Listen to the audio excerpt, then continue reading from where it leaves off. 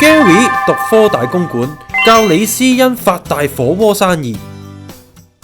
可唔可以話俾我聽咧？張五 Sir 去咗邊咧？張五常先生咧，佢呢排都冇打電話揾我，係咁啊，所以但係聽聞佢好似翻咗大陸，又唔知寫緊啲文，定係去咗台灣。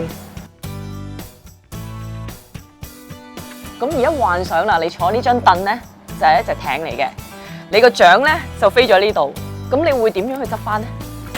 啲獎啊！